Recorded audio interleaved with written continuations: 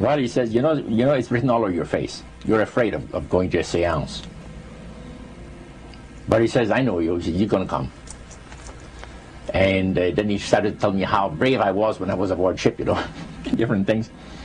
He says, you're not the same man, you're changed. You're chicken.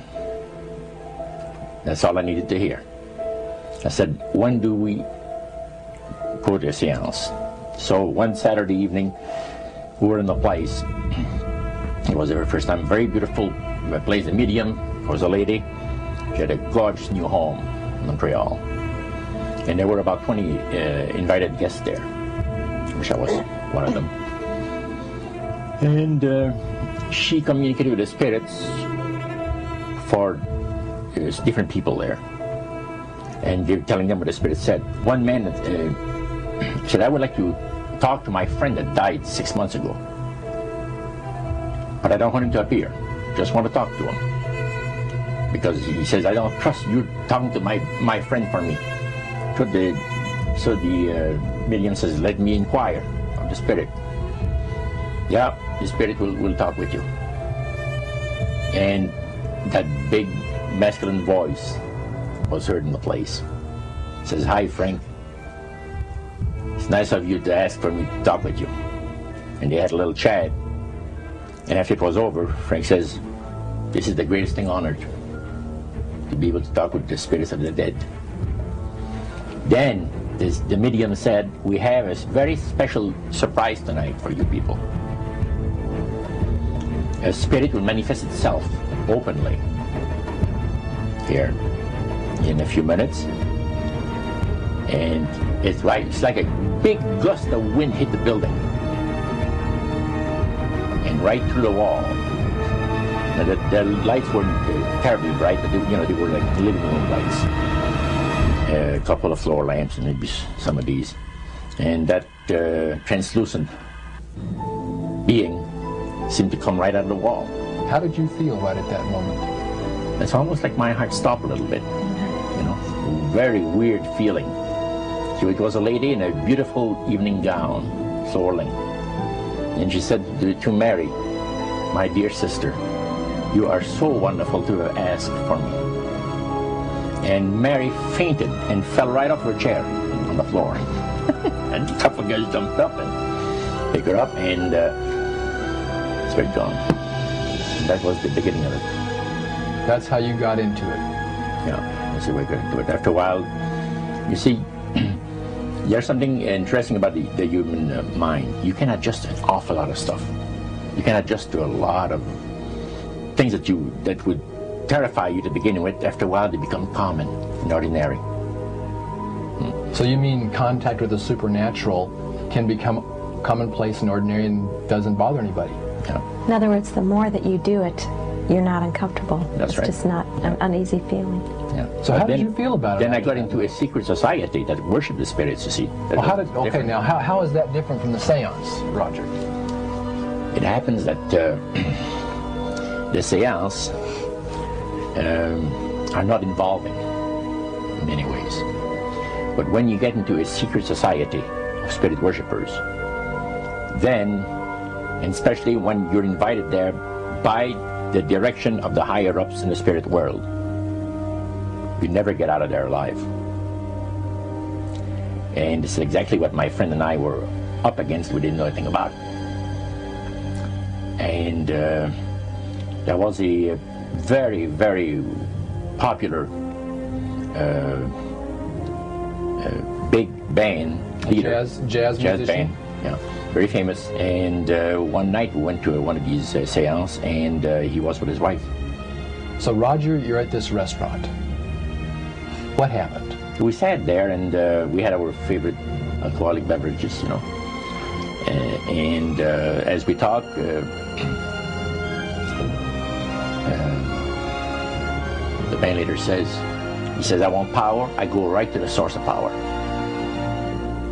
And he says, how do you think that I became famous the way that I am? Well, I said, you must have had some good luck. Well, he says, there's no such thing as good luck. He says, there's either some power working for you somewhere, or you don't get ahead in this world. Not in my type of occupation. So it went from there. We got talking about spirit worship. Did it intrigue you? Or did it make you want to find out more about what exactly he was talking about? Yeah. So he said the supposed spirits of the dead that you're talking with are demon spirits. They're fallen angels. They're beautiful beings. Just set it out, just like that. Oh yeah. It didn't make you uneasy when he said they were Well, demon it shocked you a little bit, something that you first hear mentioned to you. He said, you guys have got a great future ahead of you. Because we've been told, the high priest of our society, secret society, has been told that the master has very special plans for you too. Now, what did he mean by the master? Satan. And we were interested to hear more about it. And he told us, he says, look, we worship spirits. We worship Lucifer and all his angels. They're just as beautiful as they did before they were cast out of heaven. He says there was a misunderstanding in the whole thing. He says among the inhabitants of the galaxies. And he says our master was misunderstood. And God did not bear with him like he does with people that make mistakes today. So we're in a warfare, good against evil. And we happen to be the evil ones, but we're not that bad. He says, I look at this business between the forces of good and evil. He says, you believe in one person believes in God, and everyone believes in Lucifer. It's like politics. So the great controversy is real. And you've heard someone talk about it that's on the other side. And to these people, they are sold to the fact that Christ will not return to this planet with power and great glory. He's going to abdicate all claims to the planet, because the high priest once said that Christ will abdicate all claims to the planet because he knows that it is lawfully and rightfully Satan's. And at that time, he says, so the priest says, well now, he says, for those of you that are new, let me tell you that this is the most feasible way, he says, to please the spirits. Is to deride Christ and his people, and his church and all that. So they sing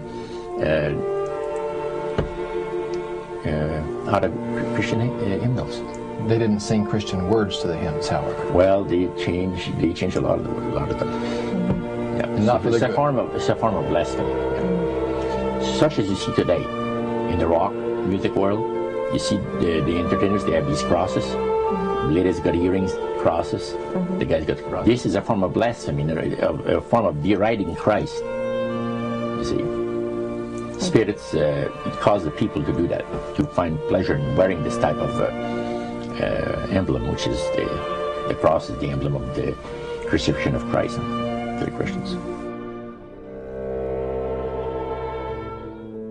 Better to reign in hell than serve in heaven, is that it? Why not? I'm here on the ground with my nose in it since the whole thing began. I've nurtured every sensation man has been inspired to have. I cared about what he wanted, and I never judged him. Why? Because I never rejected him. In spite of all his imperfections, I'm a fan of man. I'm a humanist. Maybe the last humanist. Who in their right mind, Kevin, could possibly deny the 20th century was entirely mine?